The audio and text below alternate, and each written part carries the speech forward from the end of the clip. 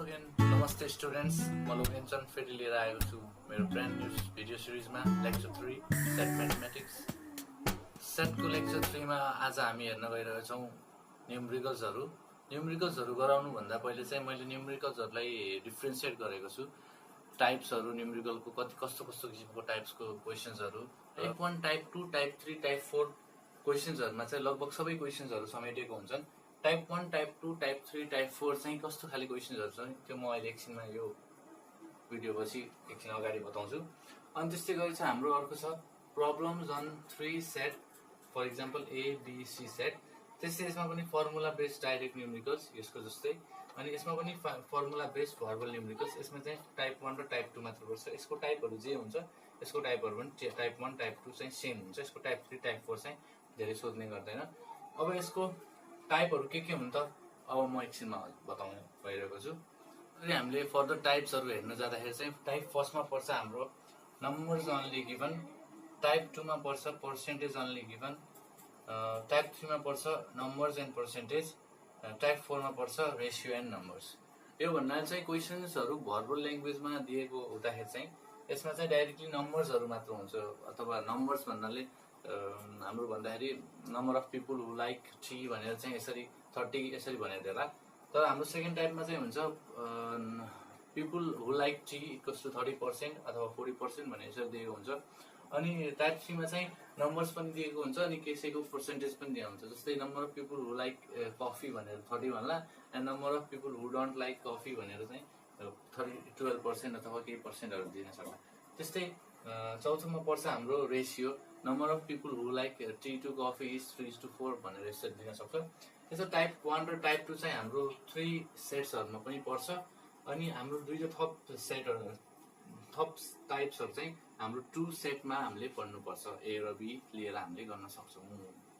अब हामी फर्दर जान्छौँ हाम्रो फर्स्ट फर्मुला बेस्ड डाइरेक्ट न्युमेरिकलमा। यसको फर्मुला बेस्ड डाइरेक्ट न्युमेरिकलको चाहिँ क्वेसन नम्बर फर्स्ट यस्तो छ। If n of u equals to 50, universal z equals to 50, n of a equals to 25, n of b equals to 27, n of a intersection b equals to 10. Find n of a union b, n of a union b complement, n only a and n only b. भनेको के छ, universal set दिएछ, set ए दिएछ, set be दिएछ, दुईटैको intersection दिएछ भने find A union be भन्छ। हामीलाई युनियन बी को फर्मुला थाहा छ, solution n of a union b equals to हाम्रो हुन्छ n of a plus n of b minus n of a intersection b। भनेपछि हाम्रो यो भयो 25 plus 27 minus 10, यो भयो हाम्रो 52 minus 10 equals to हाम्रो 42 हुन आयो। अब त्यस्तै गरी हाम्रो n of a union b को कम्प्लिमेन्ट भनेको चाहिँ यसैको पनि कम्प्लिमेन्ट, ए कम्प्लिमेन्ट भन्यो, बी कम्प्लिमेन्ट भन्यो भने युबाट त्यो चिज घटाउने। ए कम्प्लिमेन्ट भन्यो U minus A union B complement भन्यो U minus A union B. अथवा हामीले यो हिरो फर्मुला युज गर्न सक्छौँ, N of U equals to an of A union B plus an of A union B को complement. अब value राख्न सक्छौँ डाइरेक्ट हामी 50 equals to an of A union B हामीले निकाल्सके 42 प्लस यसलाई अहिले हामीले एक्स मानिदियो भने एक्स इक्वल्स टु उता गरेर सल्भ भयो, एक्स इक्वल्स टु आयो हाम्रो 52 माइनस 50 माइनस 42 भनेपछि इक्वल्स टु 8 आउन भयो हाम्रो। यस्तो गर्दा पनि भयो। अथवा ए युनियन बी कम्प्लिमेन्ट भन्ने चाहिँ युबाट डाइरेक्ट ए युनियन बी घटाउने भनेर बुझ्न सकिन्छ। फर्मुला बेस्ड डाइरेक्ट न्युमेरिकलको क्वेसन नम्बर 2 यस्तो रहेको छ, n only a equals to 12, n only b equals to 15, n of a union b complement equals to 11, n of u equals to 45 दिएको छ। फाइन्ड भनेको छ a union b अनि n of a intersection b अनि n of a अनि n of b। अब हामीलाई थाहा छ n of u यो hero formula, n of u equals to n of a union b plus n of a union b को intersection. अब n of u को value राखे, यसलाई अहिलेको लागि x माने प्लस यसको भ्यालु राखे। अब x इक्वल्स टु यो 11 यता गयो, 45 माइनस 11 इक्वल्स टु 34 आयो।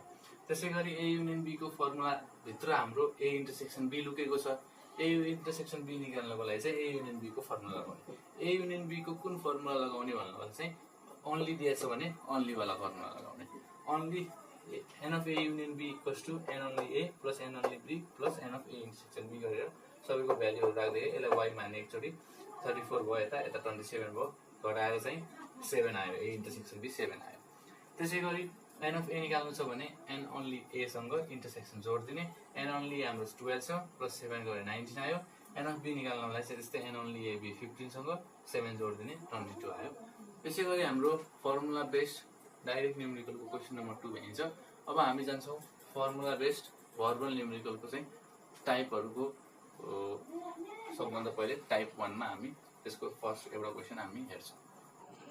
फर्मुला बेस्ड भर्बल क्वेसनमा हाम्रो फर्स्ट क्वेसन यस्तो रहेको छ, in a survey of 350 students, 200 like Pokhara, 220 like Chitwan and 120 like both places. Question रहेको छ, so in the van diagram find the number of student who like neither of the places, find the number of student who like only Pokhara भनेको छ। यो question solve गर्नुभन्दा अगाडि चाहिँ म क्वेसनलाई कसरी प्रिडिक्ट गर्ने अथवा क्वेसनलाई कसरी एनालाइज गर्ने भन्ने कुरा चाहिँ म अहिले यहाँ बताउन गइरहेको छु। क्वेसनमा भन्यो in a survey of total number of people, in a survey of or total number of people भन्यो भने त्यो खोज अथवा त्यो दिएको हुन्छ। In a survey of total number of people भन्यो भने चाहिँ एन अफ यु दिएको अथवा एन अफ यु खोज भन्ने कुरा हुन्छ। त्यसै गरी or A or B, either A or B, at least one, at least or either or at least भने चाहिँ ए युनियन बी खोज अथवा ए युनियन बी दिएको हुन्छ क्वेसनमा। त्यसै गरी and as well as both, A and B, A as well as B, both A and B भनेर चाहिँ यसरी दिएको छ भने ए इन्टरसेक्सन बी खोज अथवा ए इन्टरसेक्सन बी दिएको हो भनेर बताएको हुन्छ। त्यसै गरी neither or, neither of, neither nor, neither of both, neither A nor B यसरी भने चाहिँ ए युनियन बी को कम्प्लिमेन्ट खोज अथवा ए युनियन बी को कम्प्लिमेन्ट दिएको हो भनेर जान्न सकिन्छ। ओन्ली फुटबल, ओन्ली क्रिकेट भने चाहिँ ओन्ली ए अथवा ओन्ली एफ, ओन्ली सी भनेर दिएको हुन्छ। त्यसै गरी अब हाम्रो क्वेसनमा इन अ सर्वे अफ भन्ने पछि 350 स्टुडेन्ट भनेपछि एन अफ यु यो भयो, 200 लाइक पोखरा भनेपछि एन अफ पी 200 भयो, एन अफ सी चाहिँ 220 भयो, एन्ड 120 लाइक बोथ प्लेसेस भने बोथ भनेर चाहिँ an of A intersection B भयो। यसरी चाहिँ क्वेसनमा के दिएको छ भने यस्तो वर्डहरूले जान्न सकिन्छ। यस्तो कुराहरू देखियो भने चाहिँ क्वेसनमा यो दिएको हो अथवा यो खोज भनेर भन्छ। अब हामी जाउँ यो क्वेसनलाई सल्भ गर्नु। फर्स्ट क्वेसनभित्र फर्स्ट पार्ट थियो so this in van diagram भन्ने थियो। भेन डायग्राममा उतार्नुभन्दा पहिले हामीले चाहिँ यो गिभन डाटाहरूलाई चाहिँ यसरी लेख्नुपर्ने हुन्छ। इन अ सर्वे अफ भनेपछि एन अफ यु भयो, 200 लाइक पोखरा भनेपछि n of P, 220 like Chitwan भनेपछि एन अफ सी, अनि 120 लाइक बोथ प्लेसेस भनेपछि n of P intersection C. अनि हामीले भेन डायग्राममा उतार्नुभन्दा अगाडि चाहिँ यति कुराहरू सबै हुनुपर्छ। यिनमध्ये कुनै मिसिङ छ भने त्यसलाई चाहिँ हामीले एक्स मान्दा हुन्छ। त्यसमा पी युनियन सी को इन्टरसेक्सन, पी युनियन सी को कम्प्लिमेन्ट मिसिङ थियो, किनभने हामीले भेन डायग्राममा देखाउँदाखेरि चाहिँ सबै कम्पोनेन्टहरू देखाउनु पर्ने हुन्छ। यो मिसिङ हुनाले चाहिँ हामीले एक्स माने यसलाई। अब हामीले सबभन्दा पहिले इन्टरसेक्सन चलाउनु पर्ने हुन्छ। इन्टरसेक्सन छ 120। अब एन ओन्ली पी यो ठाउँ हो, तर हामीलाई एन अफ पी दिएछ भने हामीसँग एन अफ पी बाट यो इन्टरसेक्सन घटायो भने यो भाग लेख्न सकिन्छ। एन अफ पी छ 200 अनि यो इन्टरसेक्सन छ 120, 200 बाट 120 घटायो भने यहाँ बस्यो 80, यहाँ घटाएर लेख्ने। जब यहाँ एन ओन्ली दिएको हुन्थ्यो तब घटाउनु पर्दैन, जब एन अफ पी दिएको हुन्छ तब चाहिँ हामीले इन्टरसेक्सनलाई घटाएर लेख्नुपर्छ, किनभने यो पोर्सन भनेको एन अफ पी मात्र हो, एन ओन्ली पी मात्र हो। त्यसै गरी यसमा छ 220, यसमा छ 120, यसमा बच्यो 100। त्यसै गरी यसलाई हामीले एक्स माने, एन चाहिँ एन अफ यु भनेर चाहिँ टोटल लेख्न सकिन्छ। हामीले n of U equals to 350 भनेर लेख्न सकिन्छ। अब यसलाई फर्दर सेकेन्ड क्वेसन चाहिँ हाम्रो के थियो भने find the number of student who don't like any of the subject अथवा नाइदर अफ द सब्जेक्ट। हामीले त्यसलाई दुईटा तरिकाले गर्न सकिन्छ। हामी दुईटा तरिकाले कुन तरिकाले गर्न सकिन्छ के भनेपछि एउटा चाहिँ डाइरेक्टली बाई युजिङ भेन डायग्रामको युज गरेर, अनि अर्को चाहिँ फर्मुला लगाएर। अब हामीलाई क्वेसनमा चाहिँ by using Venn diagram maximum सोधिँदा हुन्छ। त्यसैले चाहिँ हामीले भेन डायग्राम युज गरेर पनि गर्न सक्छौँ। अब फर्मुला चाहिँ मैले अस्तिको भिडियोमा चाहिँ सिकाइसक्यो, फर्मुला बेस भएर फर्मुला लगाएर पनि गर्न सकिन्छ। अब हामीले भेन डायग्राम युज गरेर कसरी गर्ने भने चाहिँ हामी सब कम्पोनेन्टलाई जोड्ने, त्यो बराबर एन अफ यु हुन्छ। एन अफ यु भनेको हाम्रो 350 छ हैन, इक्वल्स टु 80 जोडे प्लस 120 जोडे प्लस 100 जोडे प्लस एक्स जोडे। सबै जोड्नुको कारण चाहिँ यो ओन्ली दिएको हुनाले सबै जोडे।